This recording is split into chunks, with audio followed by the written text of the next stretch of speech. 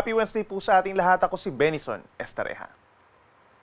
Patuloy pa rin po ang pag-ihip ng malamig na amihan o northeast monsoon sa malaking bahagi po ng Luzon. Ito yung hangin po galing sa may mainland Asia, habang ang easterlies o yung mainit na hangin naman galing sa Pacific Ocean ay siyang umiihip naman sa malaking bahagi ng Visayas and Mindanao. At kitang-kita sa ating latest satellite animation na may makakapal na ulap at malalakas na mga pag-ulan lalo na sa may eastern and southern portions of Mindanao. Base rin sa ating latest satellite animation, wala po tayong namamataang bagyo or low pressure area na makakaapekto sa ating bansa hanggang sa matapos ang weekend.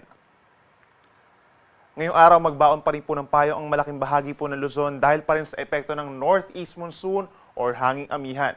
Magdadala pa rin ito ng makulimlim na panahon at sasamahan ng mga light at minsan mga moderate rains sa malaking bahagi ng Cagayan Valley, ganyan din sa Cordillera Administrative Region, pababa ng Aurora, Quezon, malaking bahagi ng Kabikulan, as well as Marinduque, Oriental Mindoro at Romblon. Kaya't mag-ingat din po sa mga banta ng baha at landslides. Ang natitirang bahagi ng Luzon, kabilang na dyan ang Ilocos Region, asahan po sa umaga fair weather conditions pa, pero pagsapit ng hapon hanggang sa gabi mataas na ang tsansa ng kaulapan at mga pag-ulan, at bahagyang maulap hanggang kuminsan maulap ang kalangitan over the rest of Central Luzon and Calabarzon, Metro Manila and Occidental Mindoro, at sasamahan lamang po ng mga pulupulo at may hinang pag-ulan.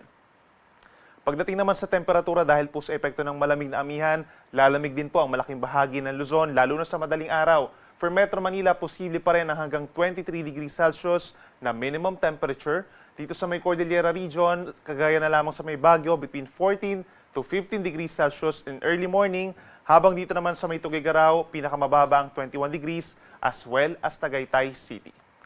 Sa ating mga kababayan po dito sa may Palawan, Western Visayas, Central Visayas, and Negros Island Region, andyan pa rin ang bahagyang maulap at minsan maulap na kalangitan na siyang sinasamahan pa rin po ng mga pulupulong mga paulan or pagkidlat pagkulog, epekto ng easterlies. At pinakamaapektuhan po ng easterlies ang malaking bahagi ng Eastern Visayas, makulimlim sa marami pagkakataon at sasamahan din po ito ng mga kalat-kalat na mga ulan at mga thunderstorms, so make sure po na meron pa rin dalang payong. Sa Metro Cebu, temperatura ay mula 25 hanggang 30 degrees Celsius.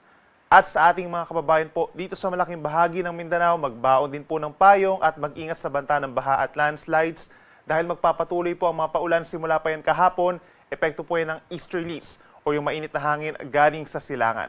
Pinakamatataas ang tsansa ng ulan sa may Caraga Region, Davao Region, and Soc-Sargen at posibleng umabot pa rin sa hanggang 100 mm ang dami ng ulan sa mga probinsya ng Davao Oriental, Davao Occidental, Sarangani at South Cotabato. So doon po may pinakamatataas na tsansa ng mga pagbaha at pagguho ng lupa. Habang natitirang bahagi ng Mindanao, itong Northern Mindanao, Zamboanga Peninsula and Bangsamoro Region, mostly cloudy skies at mataas din po ang tsansa ng ulan, lalo na sa tanghali hanggang sa gabi.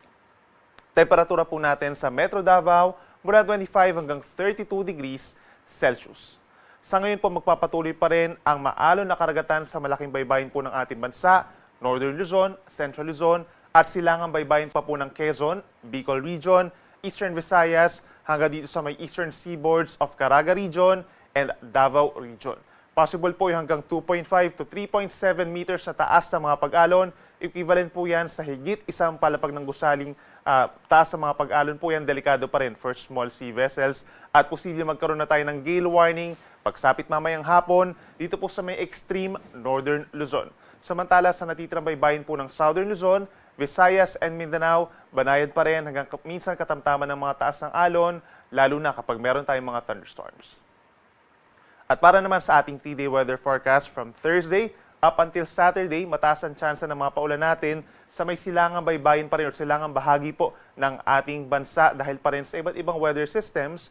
Kabilang na dyan ang shear line o yung pagbabalik po ng banggaan ng hangin na amihan at yung mainit na easterlies, magpapaulan sa may Cagayan Valley, Aurora, Quezon at northern portion of Bicol Region. Habang sa rest of Bicol Region, Eastern Visayas, Caraga at bahagi ng Davao Region, mataas din po ang tsansa ng mga paulan, epekto naman ng easterlies at sa may southern portion, possible din po yung ITCZ or Intertropical Convergence Zone. In fact, meron po tayong weather advisory for the next 2 days. Ibig sabihin, by tomorrow, possible po yung hanggang 100 mm sa dami ng ulan sa may Apayao, gayon din sa Cagayan as well as Isabela, epekto po yan ng shear line o yung banggaan nga po ng mainit at malamig na hangin. Kaya't mataas ang tsansa na magkakaroon ng mga pagbaha sa mga low-lying areas at sa mga bulubundukin na lugar, possible din po ang pagguho ng lupa. Samantala, sa natitirang bahagi naman ng Luzon, kabilang ang Metro Manila, andyan pa rin po ang epekto ng amihan. Generally, bababa po yung ating mga temperatures at may chance rin po ng mga light to moderate rains, lalo na sa natitirang bahagi ng Cagayan Valley and Cordillera Administrative Region, as well as Ilocos provinces. Dito rin sa bahagi po ng Rizal and Laguna, may mga areas din po na magkakaroon ng mga light to moderate rains. Pero kapansin-pansin pa rin ang pagbaba ng temperatura, lalo na po sa araw ng Friday.